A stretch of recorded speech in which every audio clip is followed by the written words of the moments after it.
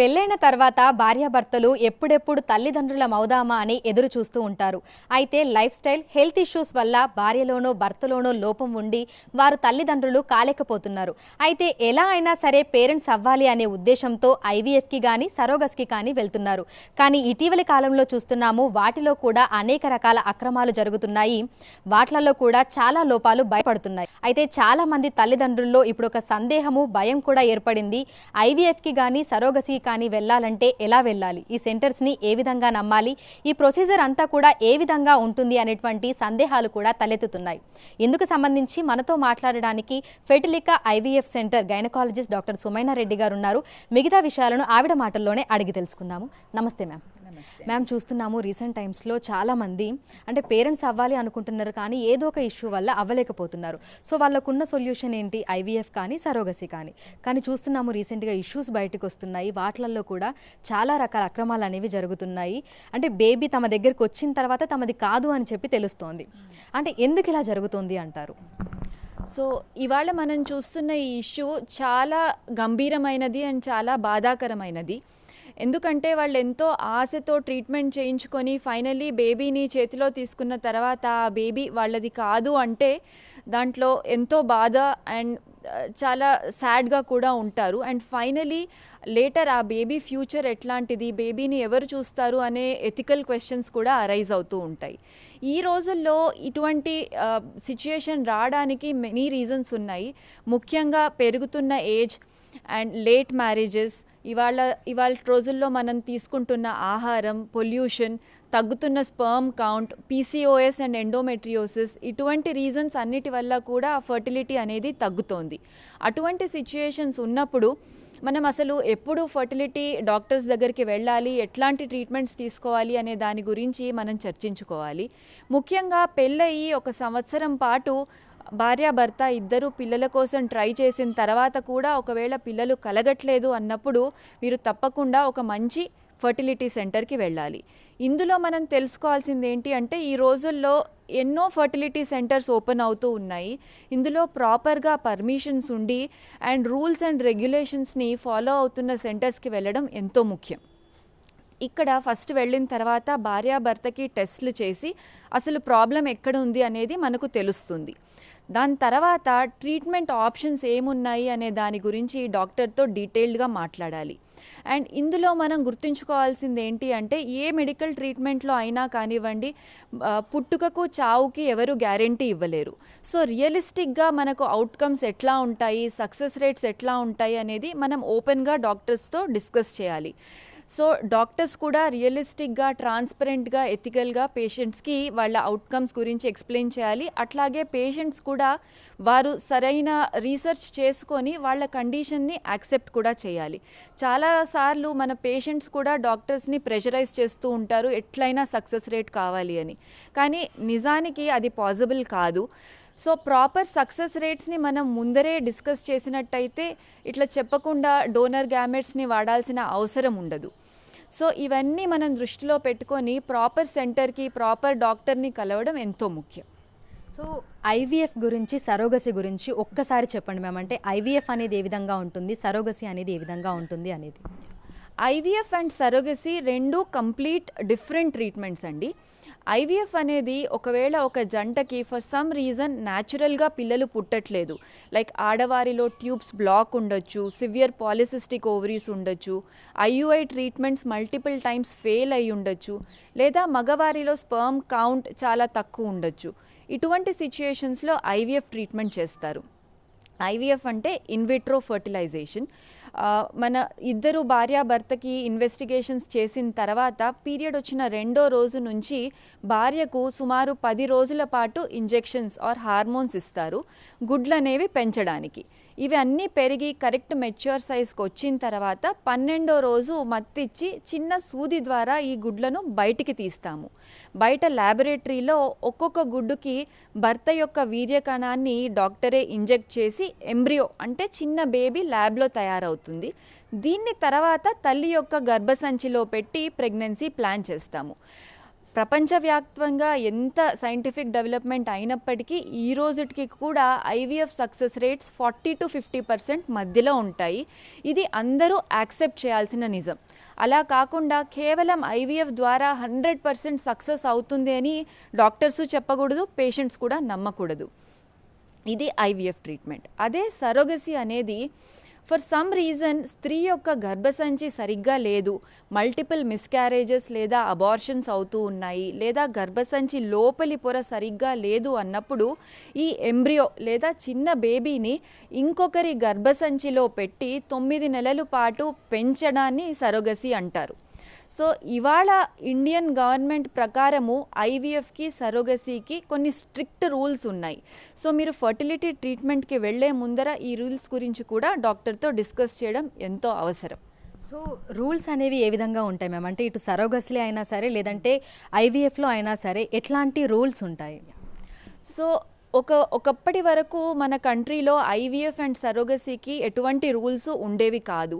కానీ 2021 సంవత్సరంలో government of India ART law and surrogacy లాని పాస్ చేసింది. ఈ ఏఆర్టీ లా కింద పేషెంట్ బోత్ హస్బెండ్ అండ్ వైఫ్కి ట్రీట్మెంట్ ప్రొసీజర్కి ముందరే మొత్తం ప్రొసీజర్ గురించి డీటెయిల్డ్గా కౌన్సిలింగ్ చేయడము, కన్సెంట్స్ తీసుకోవడము ఎంతో ఇంపార్టెంట్. అట్లాగే కొన్నిసార్లు కొంతమంది జంటలకి for some reason suppose eggs అస్సలు ఉండకపోవచ్చు, లేదా వీర్యకణాలు చాలా తక్కువ, కొంతమందికి వీర్యకణాలు ఉండకపోవచ్చు. సో ఈ సిచ్యుయేషన్స్లో మనకు డోనర్ గ్యామెట్స్ అంటే డోనర్ ఎగ్స్, డోనర్ స్పర్మ్స్ వాడాల్సిన అవసరం రావచ్చు. ఈ డోనర్ గ్యామెట్ రిక్వెస్ట్ అనేది ఎప్పుడూ పేషెంట్ నుంచే రావాలి, కానీ డాక్టర్స్ దీనికి పుష్ చేయకూడదు, కేవలం సక్సెస్ రేట్ని పెంచడం కోసం. సో ఈ డోనర్ గ్యామెట్స్ని వాడినప్పుడు డీటెయిల్డ్ కన్సెంటింగ్తో పాటు కొన్ని రూల్స్ లైక్ అడ్వకేట్ దగ్గర మనం ఆర్డర్ తీసుకోవాల్సి ఉంటుంది, అఫిడవిట్స్ చేయాల్సి ఉంటుంది. అండ్ ఈ డోనర్ గ్యామెట్స్ వాడుతున్నామనే విషయాన్ని కేవలం పేరెంట్స్కే కాదు, ఈవెన్ గవర్నమెంట్కి కూడా ఇన్ఫామ్ చేయాల్సి ఉంటుంది. ఈ ఏఆర్టీ వెబ్సైట్ ఉంది, గవర్నమెంట్ వెబ్సైట్, అందులో కూడా ఇండికేట్ చేయాలి. సో ఇటువంటి ప్రికాషన్స్ అనేవి తీసుకోవాల్సి ఉంటుంది. అండ్ ఈ డోనర్ గ్యామెట్స్ మనం ర్యాండమ్గా ఎవరి నుంచో తీసుకోలేము. ఈ డోనర్స్ని కూడా ART bank, government registered ART బ్యాంక్స్లో వీళ్ళని రిజిస్టర్ చేయాలి డోనర్ లాగా. అండ్ ఈ డోనర్స్ వాళ్ళ లైఫ్ టైంలో కేవలం ఒక్కసారి మటుకే వాళ్ళ గ్యామెట్స్ని డొనేట్ చేయవచ్చు. సో ఐవీఎఫ్లో డోనర్ గ్యామెట్స్ వాడాలంటే ఇటువంటి రెగ్యులేషన్స్ ఉంటాయి. అదేవిధంగా సరోగసీ వాడాలి అనుకున్నప్పుడు స్టార్టింగ్ ఫ్రమ్ కపుల్స్ ఏజ్ నుంచి, అంటే భార్య యొక్క వయసు 21 నుంచి 50 సంవత్సరాల లోపు ఉండాలి, భర్తది 21 నుంచి 55 సంవత్సరాల లోపల ఉండాలి, వీళ్ళిద్దరూ ఇండియన్ సిటిజన్స్ అయి ఉండాలి, ఫారెన్ నేషనల్స్కి సరోగసీ చేయకూడదు, వీళ్ళిద్దరూ లీగల్గా మ్యారేజ్ అయి ఉండాలి అట్లీస్ట్ ఫర్ 5 years, వీరు ట్రీట్మెంట్ ఐవీఎఫ్ కానీ లేదా పిల్లల కోసం సఫిషియంట్ ట్రీట్మెంట్ తీసుకొని ఉండాలి, కేవలం మా దగ్గర డబ్బులు ఉన్నాయి లేదా మాకు పిల్లల్ని కనడానికి టైం లేదు అనే దానికోసం సరోగసీ ఎవరు చేయించుకోకూడదు. అండ్ సరోగసీకి ఒక వ్యాలిడ్ ఇండికేషన్ ఉండాలి, గర్భసంచిలో ప్రాబ్లం ఉందా, లేదా క్యాన్సర్ మూలాన ముందరే గర్భసంచి తీయాల్సి రావచ్చు కొంతమందికి, ఇటువంటి వారు మటుకే సరోగసీని వాడాల్సి ఉంటుంది. And surrogacy government registered process, చాలా డీటెయిల్డ్గా ప్రాసెస్ ఉంటుంది. డిస్ట్రిక్ట్ మెడికల్ హెల్త్ ఆఫీసర్ నుంచి పర్మిషన్స్ ఉండాలి, దెన్ ఫస్ట్ క్లాస్ మెజిస్ట్రేట్ నుంచి పేరెంటల్ ఆర్డర్ తీసుకోవాలి. ఇవన్నీ ప్రొసీజర్ ఫాలో చేస్తూ గవర్నమెంట్కి ఇంటిమేట్ చేయాలి సరోగసీ గురించి. సో ఒక మంచి రిజిస్టర్డ్ సెంటర్లో మటుకే సరోగసీ అనే ట్రీట్మెంట్ చేయించుకోవాల్సి ఉంటుంది. మ్యామ్, అంటే ఇప్పుడు ఎవరికైతే పిల్లలు పుట్టట్లేదో ఆ పేరెంట్స్ సరోగసీకి వెళ్ళిన తర్వాత ఈ మగవారి స్పర్మ్ని ఎవరైతే ఆవిడ దాత ముందుకు వస్తుందో, మహిళ ముందుకు వస్తుందో, ఆవిడ గర్భసంచిలోకి ఇంజెక్ట్ చేసిన తర్వాత సో వాళ్ళు ఇద్దరు ఒకరికొకరు ఎదురుపడి మాట్లాడుకునే ఆ వెసులుబాటు అనేది ఉంటుందా, లేదంటే తెలియకుండానే ఇదంతా డాక్టర్ పర్యవేక్షణలోనే జరుగుతుందా? లేదండి, అస్సలు కాదు. ఇదంతా సరోగసీ అనే ప్రాసెస్కి వెళ్ళే ముందరే, అసలు ప్రాసెస్ స్టార్ట్ చేయక ముందరే ఈ జంట హస్బెండ్ అండ్ వైఫ్ ఎవరికైతే సరోగసీ అవసరమో వారు డిస్ట్రిక్ట్ మెడికల్ హెల్త్ ఆఫీసర్ దగ్గరికి వెళ్ళి పర్మిషన్ తీసుకోవాలి. దాని తర్వాత ఈ సరోగేట్ని మనం ఐడెంటిఫై చేసిన తర్వాత వారు కూడా వీళ్ళతో పాటు కలిసి ఈ డిస్ట్రిక్ట్ మెడికల్ హెల్త్ ఆఫీసర్ దగ్గరికి వెళ్ళి అక్కడ ఒక బెంచ్ ఉంటుంది. ఒక గైనకాలజిస్ట్, పీడియాట్రిషియన్, ఒక లాయర్, ఒక సోషల్ హెల్త్ వర్కర్ వీళ్ళందరి ముందర కూర్చొని ఇద్దరు కలిసి పర్మిషన్ తీసుకోవాలి. దెన్ ఫస్ట్ క్లాస్ మెజిస్ట్రేట్ దగ్గరికి వెళ్ళి పేరెంటల్ ఆర్డర్, అప్పుడు కూడా ఈ జంట సరోగేట్ ఇద్దరు కలిసి వెళ్లాల్సి ఉంటుంది. సో ఇదంతా ఎవరికి తెలియకుండా ముసుగు వెనక చేసే ట్రీట్మెంట్ కాదు. ఇది వీళ్ళు ప్రాపర్ పర్మిషన్తో, ఒక జడ్జ్ పర్మిషన్తో చేయవలసిన ట్రీట్మెంట్. అయితే ఇన్ని రూల్స్ ఉన్నప్పటికీ కూడా ఇప్పటికీ అమ్మతనం అనేది ఒక వ్యాపారంగానే మారిపోయింది. చాలా సెంటర్స్ కూడా లాభాపేక్షణ కోసం మాత్రమే ఇవన్నీ చేస్తున్నాయి. ఎందుకు అంటారు? ఇది నిజంగా చాలా అన్ఫార్చునేట్ సిచ్యుయేషన్. సో మన సొసైటీలో పిల్లల కోసం ఉండే ఒక, అంటే ఎవరికైనా తల్లి తండ్రి కావాలనే ఆశ ఉంటుంది. ఆ ఆశతో పాటు వాళ్ళు ప్రాపర్గా అవేర్నెస్ లేకపోవడం, ఎటువంటి సెంటర్కి వెళ్ళాలి, ఎక్కడ ట్రీట్మెంట్ తీసుకోవాలి, ఈ అవేర్నెస్ సరిగ్గా లేకపోవడం వల్ల ప్రాబబిలీ ఇటువంటివి జరుగుతూ ఉన్నాయి. సో దీని గురించి ప్రభుత్వం, డాక్టర్లు అందరూ క్లియర్గా ఎటువంటి రూల్స్ ఉన్నాయి, ఎక్కడికి వెళ్ళాలి అనే దాని గురించి డీటెయిల్డ్గా డిస్కషన్ జరగాలి. ఈవెన్ మీడియా కూడా ప్రాబబిలీ దీన్ని ప్రాపర్గా, అంటే మనం ఓన్లీ ఏదైనా తప్పు జరిగినప్పుడే మాట్లాడతాము, అట్లా కాకుండా నార్మల్ సిచ్యుయేషన్లో కూడా సొసైటీలో ఎటువంటి రూల్స్ ఉన్నాయి, ఎక్కడికి వెళ్తే వీళ్ళకు ప్రాపర్ ట్రీట్మెంట్ అవుతుంది అనే దాని గురించి అవేర్నెస్ ఉంటే ఇటువంటి సిచ్యుయేషన్స్ అవ్వకుండా ఉంటాయి. సో ఇందాక మనం మాట్లాడుకున్నట్టుగా ఇటు వీర్యకణాలే కానీ లేదంటే ఎగ్సే కానీ వాళ్ళు డొనేట్ చేసే వాళ్ళు కూడా పెరుగుతున్నారు. అందుకు సంబంధించిన సెంటర్స్ కూడా వస్తున్నాయి. కానీ బ్యాక్ ఎండ్లో అక్కడ కూడా అక్రమాలు అనేవి జరుగుతున్నాయి. ఎందుకు అంటారు? సో అగైన్ మనకు ముందర నుంచి ఈ ఏఆర్టీ సరోగసీ లా అనేది లేక ముందర ఒకే మనిషి మీరు అన్నట్టు డబ్బుల కోసం చాలాసార్లు డొనేట్ చేసి ఉండవచ్చు. కానీ ఇప్పుడు after law they can donate only once in life. And ఈ సెంటర్స్ కూడా ఏవైతే ఏఆర్టీ బ్యాంక్స్ ఫామ్ అవుతున్నాయో ఆఫ్టర్ గవర్నమెంట్ పర్మిషన్ మటుకే వాటిని రన్ చేయాల్సి ఉంటుంది.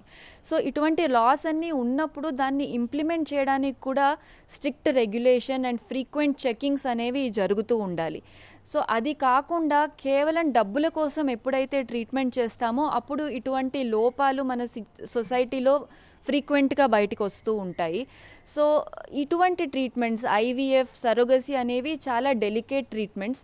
కేవలం అవి ఒక అనారోగ్యాన్ని ట్రీట్ చేసిన లాంటివి కాదు. దీని రిపర్కర్షన్స్ అనేవి, అంటే ఆ బేబీ అనేది లైఫ్ టైం ఒక మంచి ఫ్యామిలీలో ఉండాలి అంటే కొన్ని స్ట్రిక్ట్ రూల్స్ అనేవి తప్పకుండా మనం ఫాలో అవుతూ ఉండాలి. అయితే ప్రస్తుతం చూస్తున్నాము ఏవైతే వార్తలు బయటకు వస్తున్నాయో ఇవి వచ్చిన తర్వాత చాలా మంది పిల్లలు లేని తల్లిదండ్రులు ఎవరైతే ఉన్నారో ఆ పేరెంట్స్ అందరూ కూడా భయపడుతూ ఉంటారు. సో ఏ సెంటర్కి వెళ్ళాలి, అసలు ఎవరిని నమ్మాలి ఏంటి అనేది అదొక రకమైనటువంటి డౌట్ కూడా ప్రతి ఒక్కరిలో రేజ్ అవుతూ ఉంటుంది. సో వాళ్ళకు మీరిచ్చే సజెషన్ ఏంటి? సో ఎవరైతే ఫర్టిలిటీ ట్రీట్మెంట్కి వెళ్ళాలనుకుంటే ఫస్ట్ మనం అర్థం చేసుకోవాల్సింది, ఫర్టిలిటీ ట్రీట్మెంట్ అనేది చాలా నమ్మకం మీద రన్ అయ్యే ట్రీట్మెంట్ ప్రొసీజర్. సో నమ్మకంతో పాటు ప్రాపర్గా రిజిస్ట్రేషన్, పేపర్ వర్క్ ఉన్న సెంటర్స్కి వెళ్ళడం ఎంతో ముఖ్యం. అట్లాగే మీకు ట్రీట్ చేస్తున్న డాక్టర్ మీకు రియలిస్టిక్గా అన్నీ చెప్తున్నారా అనేది కూడా మీరు క్రాస్ చెక్ చేసుకోవాల్సింది చాలా ముఖ్యం. అట్లా కాకుండా కేవలం సక్సెస్ రేట్స్ని మీకు 100% గ్యారంటీ ఇస్తున్న వాళ్ళ దగ్గరికి వెళ్ళడం అదొక షార్ట్ కట్ ప్రతి ఒక్కరిలోనూ ఉంటుంది. సో ఈజీగా ఎక్కడైతే మనకు ట్రీట్మెంట్ అవుతుంది అనుకుంటున్నామో అక్కడికి వెళ్తూ ఉంటారు. అట్లా కాకుండా రియలిస్టిక్గా మనకు ఎవరు అన్నీ ప్రాపర్గా చెప్తున్నారు అనేది తెలుసుకోవాలి. మనకు 100% గ్యారంటీ అనేది ఎవ్వరూ ఇవ్వలేరు. ఓన్లీ అది గాడ్ అయినా అయి ఉండాలి లేదా ఫ్రాడ్ అయినా అయి ఉండాలి, అది గుర్తుపెట్టుకోవాలి మనము. సో ట్రీట్మెంట్ ప్రాపర్ సెంటర్లో తీసుకోవడము అండ్ ట్రీట్మెంట్ తీసుకుంటున్న దాన్ని ఈ రోజుల్లో నాలెడ్జ్ అనేది, there is a knowledge revolution. ప్రతి ఒక్కరి దగ్గర ఫోన్ ఉంటుంది. You should always cross check your treatments and short కట్స్కి వెళ్లకుండా ప్రాపర్ ట్రీట్మెంట్ అనేది చేయించుకోవడం కేవలం ఆ రెస్పాన్సిబిలిటీ డాక్టర్స్దే కాదు, ప్రజల మీద కూడా ఉంటుంది. Everybody should cross check and అది రియలిస్టిక్గా చేస్తున్నామా అనేది వాళ్ళు తెలుసుకోవాలి. Thank you ma'am, thank you so much.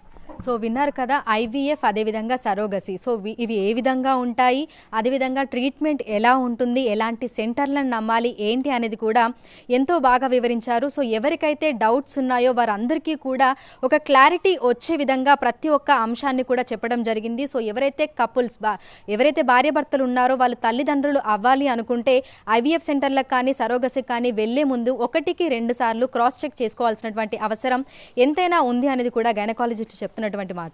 Video journalist గౌరవ్తో అంజుమా, బిగ్ టీవీ, హైదరాబాద్.